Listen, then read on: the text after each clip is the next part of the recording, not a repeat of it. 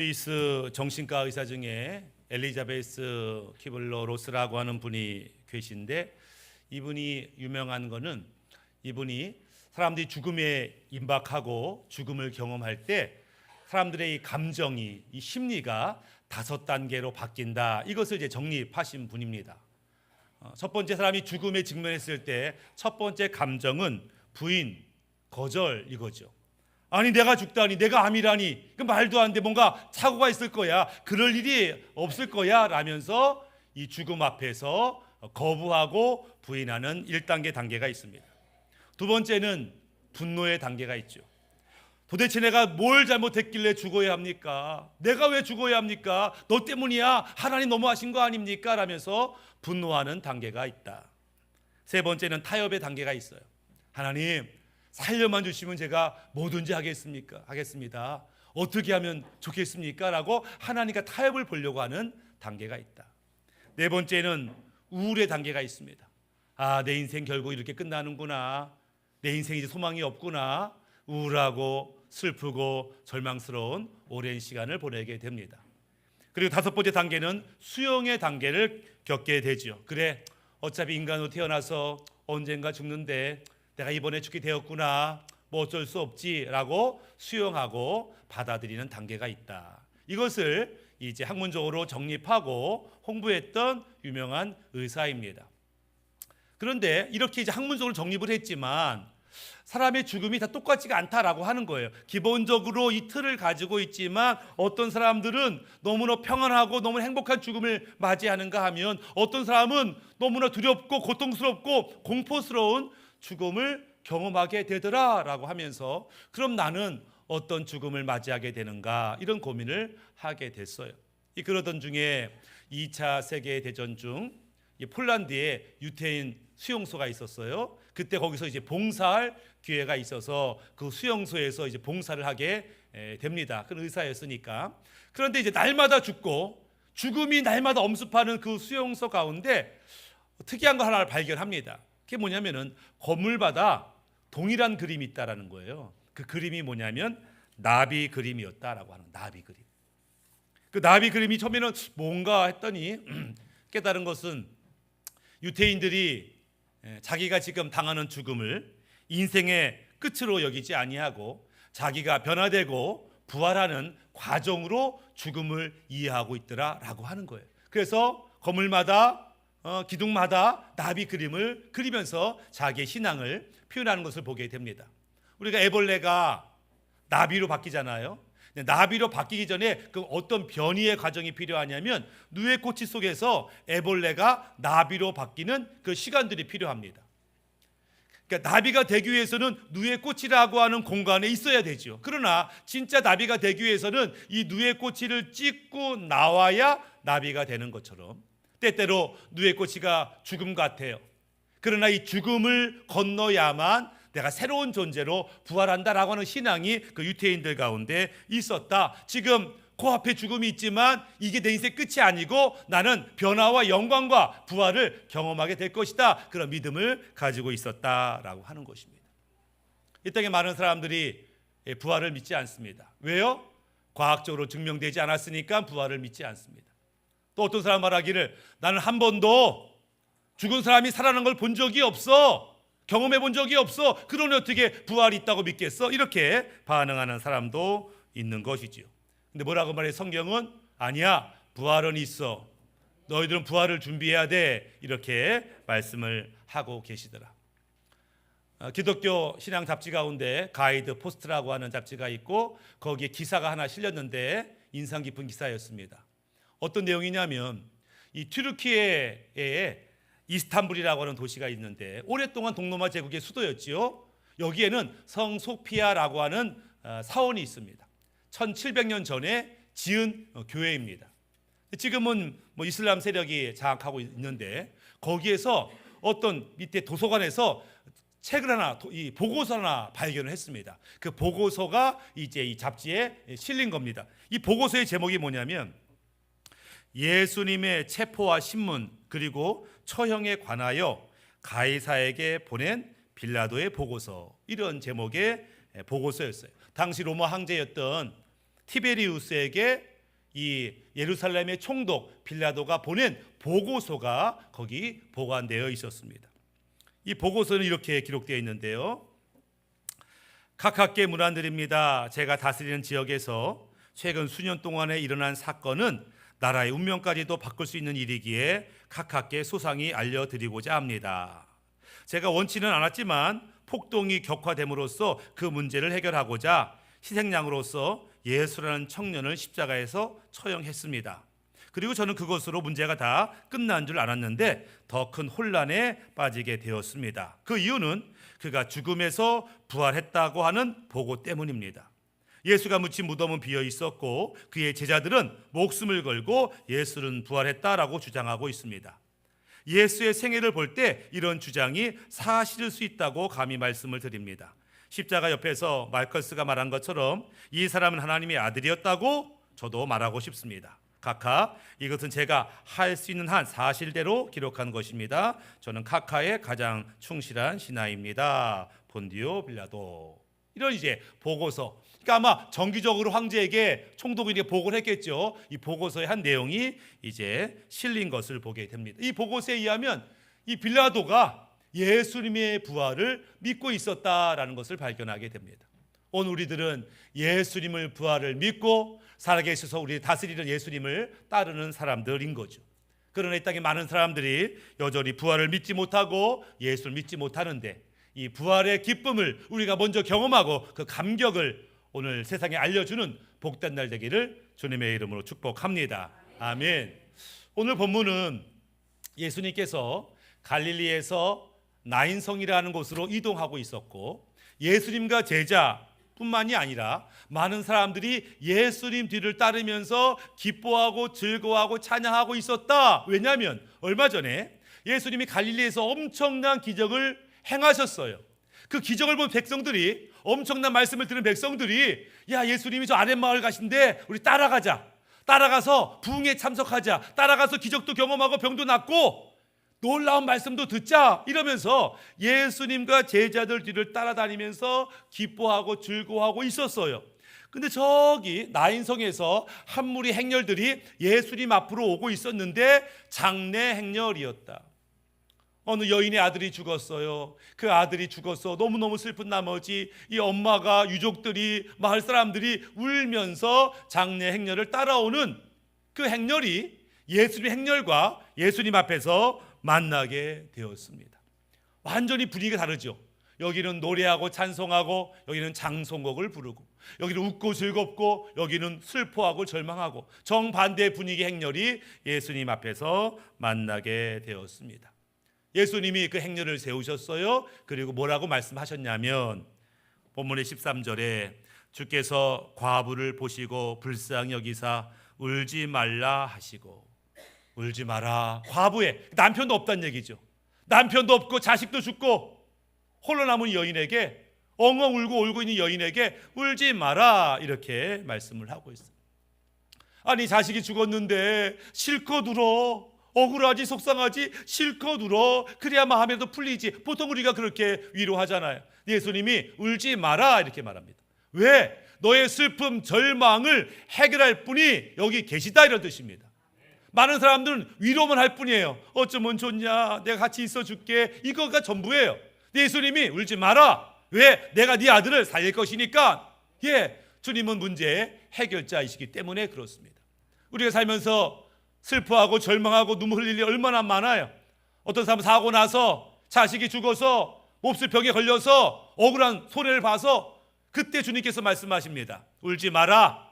할 수 있거든 무슨 말이냐, 믿는 자에게 능치 못할 일이 없다라고 말씀하시고, 내가 너의 문제를 해결하시겠다. 우리가 그 음성을 들으면 우리 어떤 문제라도 해결되는 것을 보게 됩니다. 오늘 본문의 14절에 가까이 가서 그 관에 손을 대시니 맨 자들이 서는지라 예수께서 이르시되 청년아 내가 네게 말하노니 일어나라 하시매 죽었던 자가 일어나 앉고 말도 하거늘 예수께서 그를 어머니에게 주시니. 죽었던 아들이 살아났으니까 그 어머니와 유족들이 얼마나 기뻐하겠어요. 춤추고 찬양하고 행복하고 즐겁고, 너무나 한순간에 분위기가 달라지는 것을 보게 됩니다. 우리에게도 말씀하죠.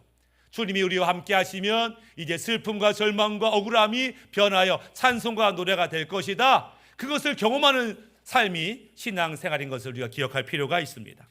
중요한 것은 우리가 지금 어디에 서 있냐는 거예요.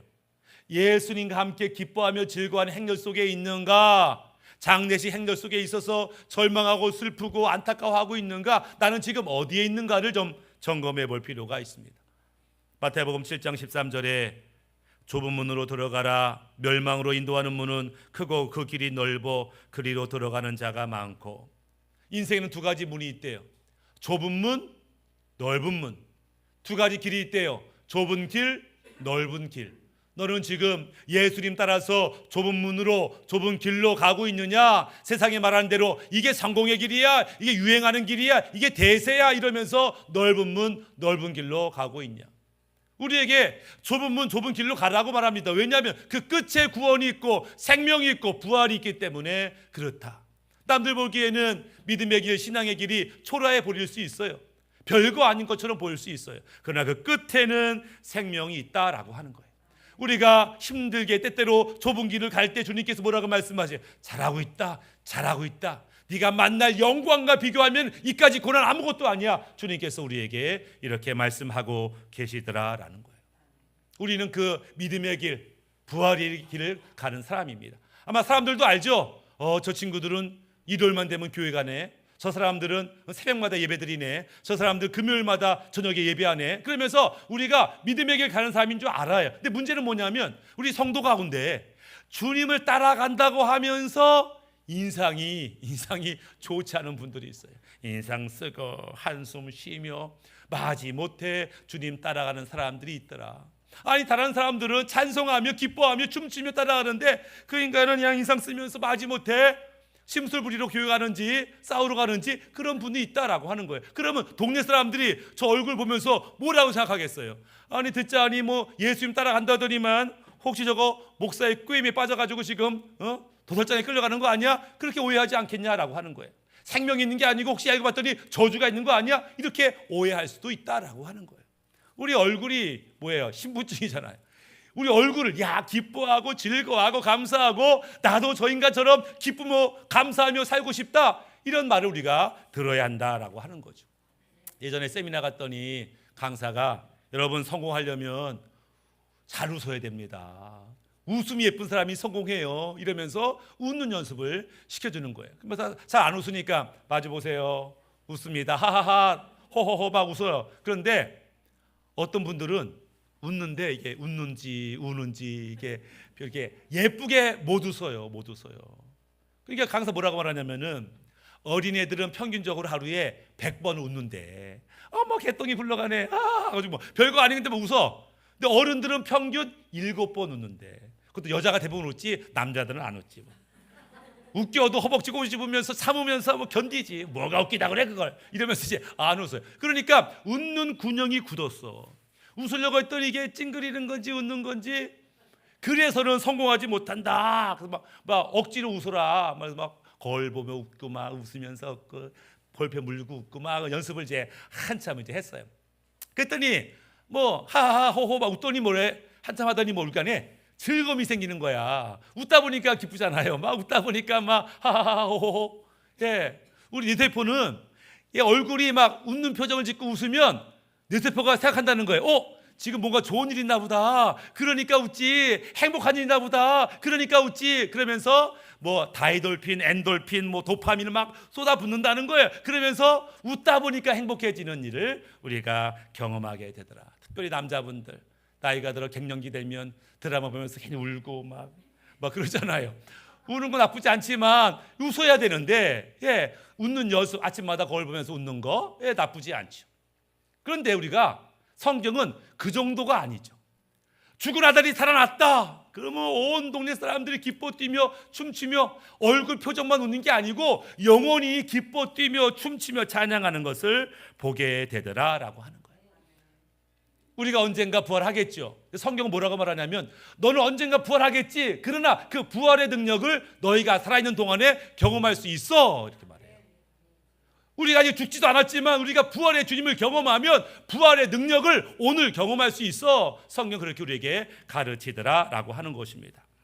고린도전서 15장 20절에 그러나 이제 그리스도께서 죽은 자 가운데서 다시 살아 잠자는 자들의 첫 열매가 되셨도다.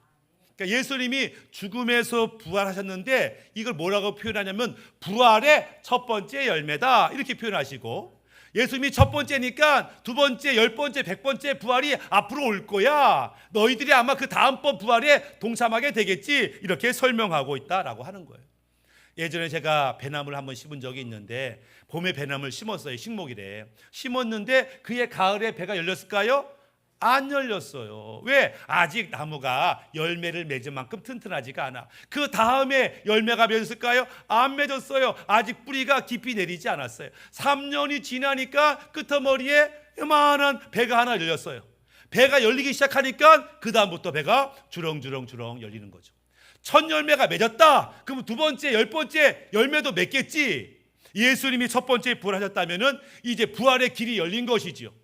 이제 우리가 그 부활 소망을 가지고 오늘을 산다라고 하는 것인데, 예수님께서는 그분이 부활하겠다고 약속하셨지만 단지 자신만을 위해서 부활한 게 아니다.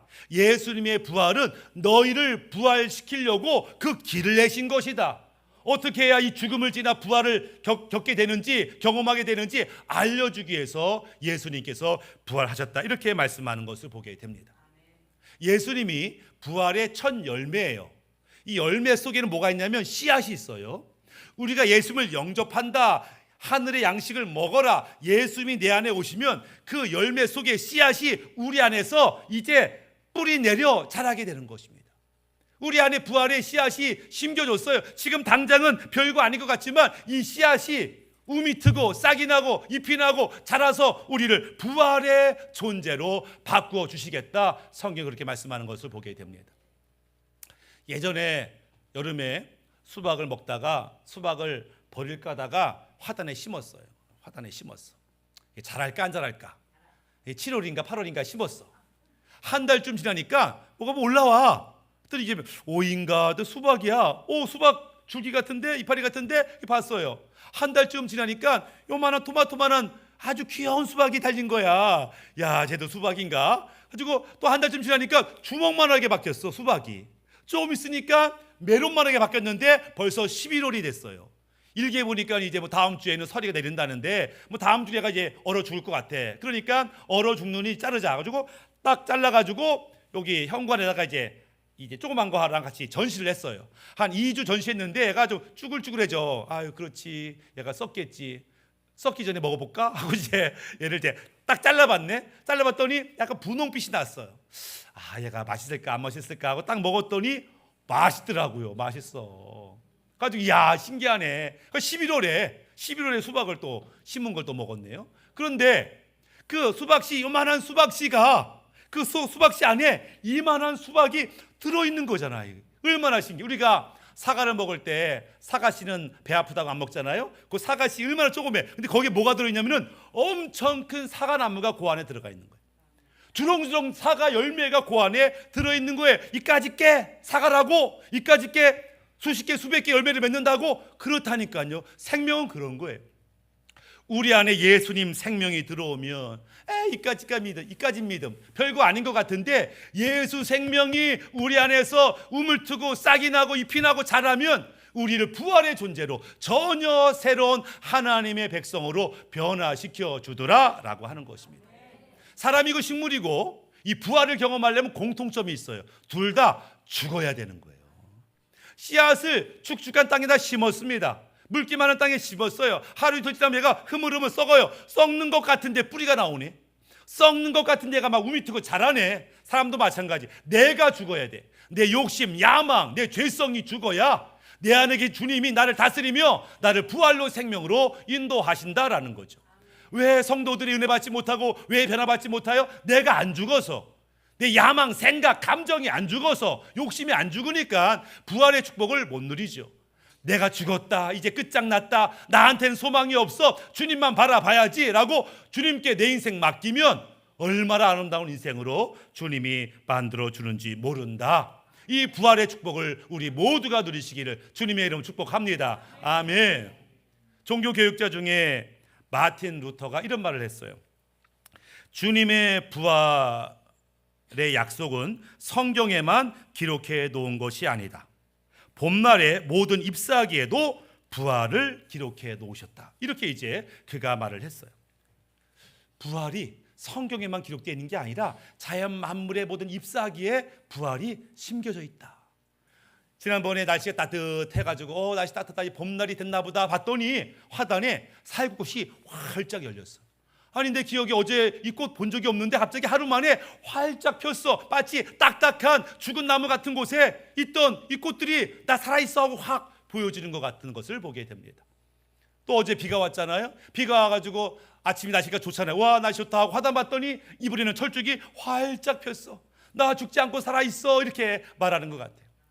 한 달 전쯤에 어떤 분이 카페에서 컵라면을 드시는데 젓가락이 없다고 젓가락을 찾는데 젓가락이 없어요. 이분이 갑자기 나가더니 철쭉의 가지를 딱 끊는 거야. 제 마음이 얼마나 아픈지. 그걸 왜 걸 건데? 그러더니 젓가락 2개를 만들더니 이 라면 먹겠다는 거죠. 내 마음이 아팠어. 근데 똑 끊어지는 거 똑똑 끊어지니까 왜 빼짝 말라가지고. 그런데 지금 오늘 보니까 거기가 난 죽었어요 하고 막 퍼르퍼르 살아나잖아요. 부활이 그래. 남들 볼 때는 나이 들고 쭈글쭈글해지고 병들고 쓰러져서 흙이 돼 없어지는 것 같은데 그 안에 예수 생명이 있으면 그렇게 사라지는 게 아니라 부활의 존재로 바뀐다. 성경은 그렇게 우리에게 말씀하고 계시더라라고 하는 거예요. 독일의 본 헤퍼라고 하는 목사님이 그런 말을 했습니다. 주님의 부활을 믿는 사람은 어떤 상황에 있든지 결코 절망할 수 없다. 그는 억울하게 나치에 끌려가 감옥에 갇혔고 거기서 죽임을 당했지만 그는 감옥에서 기뻐하며 즐거워하며 부활을 꿈꿨다라고 말하고 있어요. 그러면서 감옥에서 아름다운 찬양의 시를 그가 작곡을 했습니다. 이런 내용이죠. 주 선한 능력으로 안으시네. 격하신 팔로 날 붙드시네. 절망 속에도 흔들리지 않고 사랑하는 주 얼굴 구하리. 선한 능력으로 일어서리. 주만 의지하리 믿음으로. 우리 고대한에 주오실 그날 영광의 새날을 맞이하리. 찬송 부르면서 그가 이 땅을 떠났지만 저 인간 불쌍하게 죽은 데가 아니라 그는 부활 소망을 가지고 부활 믿음을 가지고 죽음을 건너 부활의 세계로 들어간 것을 우리가 기억하는 것이죠. 우리 가운데 이 부활의 능력과 축복이 있기를 주님의 이름으로 축복합니다. 아멘. 말씀을 마무리하면 예수님의 부활은 그분 자신만을 위해서 주신 부활이 아니에요. 우리들을 위해서 그분이 죽으셨다. 그분이 잠자는 자 부활의 첫 번째 열매가 되심으로 우리에게 그 다음번 부활에 동참하라고 초청하시는 것을 보게 됩니다. 우리가 이 부활의 축복을 누리려면 내 안에 예수 생명, 부활 생명이 있는지를 확인해야 됩니다. 나는 정말 예수님을 나의 구원자로 왕으로 영접했는가? 나는 예수님을 나의 주인으로 믿고 따르고 있는가? 이걸 점검해 봐야 돼요. 그렇다면 내 안에 작은 씨앗이 하나 있으면 이 씨앗이 처음에 별 볼 일 없어 보여요. 힘이 없어 보여요. 얘가 자랍니다. 믿음이 자라고 생명이 자라면 전혀 새로운 존재로 우리를 이끄신다. 이렇게 말씀하고 있어요. 때때로 믿음의 길을 가는 것이 쉽지 않을 수 있어요. 가다가 넘어지고 쓰러지고 울고 불고 할 수 있어요. 그때 주님이 뭐라고 말씀하시냐면 울지 마라. 절망하지 마라. 걱정하지 마라. 왜요? 그분은 모든 눈물을 씻어주고 절망을 희망으로 바뀌며 죽은 자를 살릴 수 있는 능력이 있기 때문에 할 수 있거든. 무슨 말이냐? 믿는 자에게 능치 못할 일이 없다. 내가 너와 함께하고 너를 고쳐줄 거라. 그렇게 말씀하시기 때문에 더 이상 슬퍼하고 절망할 필요가 없다라고 하는 것입니다. 인생엔 2가지의 행렬이 있어요. 주님 따라가며 기뻐하며 즐거워하는 행렬이 있고 사망의 길로 가는 넓은 길이 있어요. 바라긴 우리가 주님 따라 때때로 고난이고 어려움이 있을지라도 그 고난 끝에 영광을 경험한다면 이까지 고난 아무것도 아니야 고백할 수 있는 그 생명의 길을 가시고 자랑하는 복된 날 되기를 예수님의 이름으로 축복합니다. 아멘.